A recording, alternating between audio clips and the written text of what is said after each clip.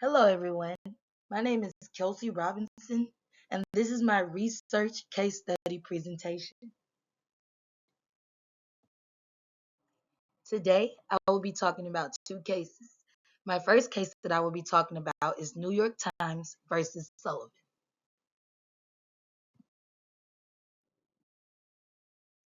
Who are the parties to the case study, and what facts led to their dispute? The parties in this case study were Sullivan and the New York Times. Sullivan brought a civil libel action against New York Times after they printed allegedly false and defamatory statements about Sullivan's actions. They claimed that he tried to control African American protesters and talked about his treatment towards Dr. Martin Luther King Jr.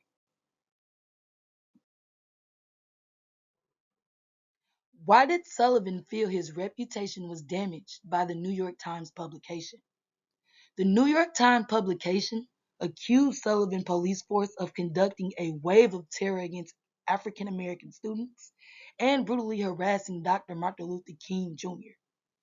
If you are a public figure or politician, there's probably nothing you would want more than to stop the critics from printing commentary that you find damaging or unfair to your reputation.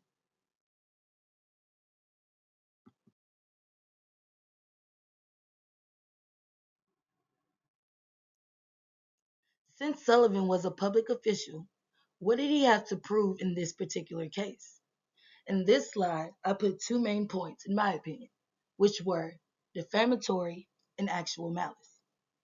Sullivan argued that the inaccurate criticism of actions by the police was defamatory to him as well because it was his duty to supervise the police department.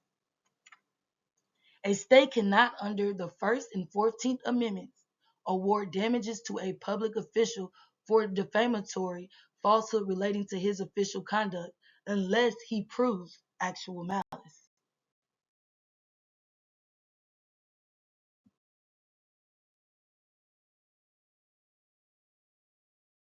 What was the U.S. Supreme Court decision, and why did it make that decision? On March 9, 1964, the Supreme Court issued a unanimous 9-0 decision in favor of the Times that vacated the Alabama court's judgment and limited newspaper liability for damages in defamation suits by public officials. The United States Supreme Court had a unanimous vote that ruled in favor of the newspaper. The court said the right to publish all statements is protected under the First Amendment. The events that led to the New York Times versus Sullivan U.S. Supreme Court decision confirming freedom of press under the First Amendment. Although the jury returned a verdict for Sullivan and awarded him $500,000. All right, part two of my presentation, Gertz versus Welch. Who are the parties to the case? Was the petitioner a private person or a public figure? The parties to this case were Gertz and Welch. Gertz was an attorney hired by a family to sue a police officer who had killed the family's son.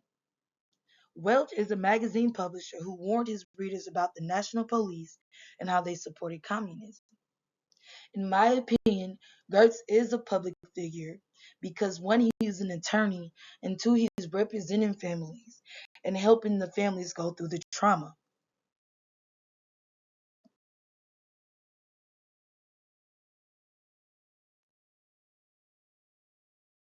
What were the alleged defamatory statements about Gertz in the American Opinion article?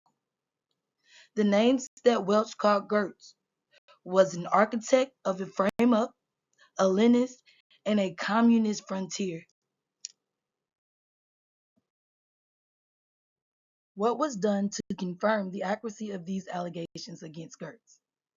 What confirmed the allegations against Gertz was when Welch asked how can Gertz form a suit against a local police officer who killed a child. In the article, Welch implied that Gertz had a criminal record, but he made no effort to verify any of the statements published.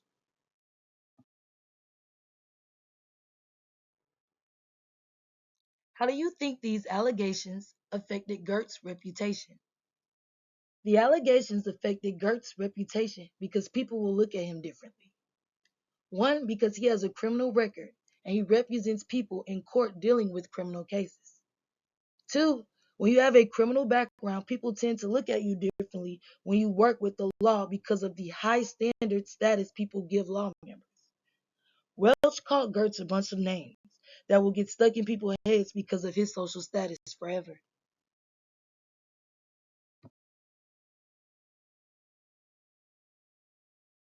I would have done differently to avoid the lawsuit that Welch had got against Gertz was to be careful what I said about the person I was writing about. For example, Gertz.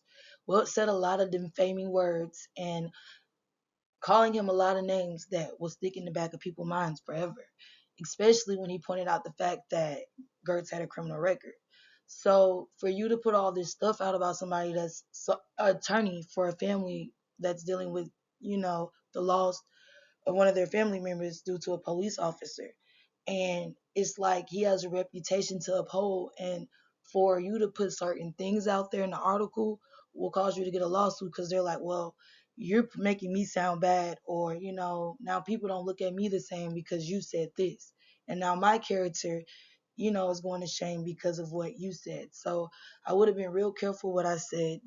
As a journalist or a publisher, I understand that we have a right and an entitled to our opinion, but I feel like it's very smart to be careful what we say and how we say it.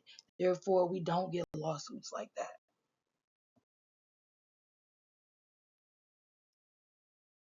What is your state's defamation law? In Georgia, the elements of defamation claim are: 1. A false statement about the plaintiff. Communication of the statement to a third party in the absence of a special privilege to do so. 2. Fault of the defendant amounting at least to negligence and harm to the plaintiff unless the statement amounts to per se defamation. Georgia followed Gertz versus Robert Welch Incorporated in defining public figures. The Georgia Court of Appeals refined its test for limited purpose public figures in a well-known case of Richard Jewell, the security guard during 1996 Olympics in Atlanta, who first hailed as a hero for discovering a knapsack bomb in Centennial Olympic Park, but later was investigated by the FBI as a possible suspect in placing the bomb.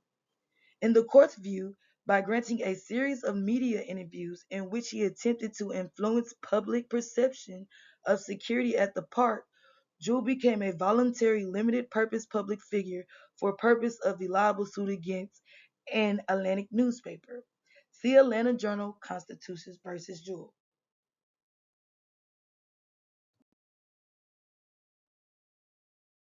What I would have done differently and what I've learned from the Sullivan and Gertz case is to just be careful what I say as a journalist. When I'm describing somebody and their character, I have to make sure that I'm not defaming their character at all. And, I'm not using words that will make different medias and blogs go after them and then they feel like it's because of what I put out about them. So I would definitely be careful about what I say. Um, and fact check too as well, because if everything's not fact checked and you don't have enough information to back up what you're saying, you can also get a backlash from that too as well.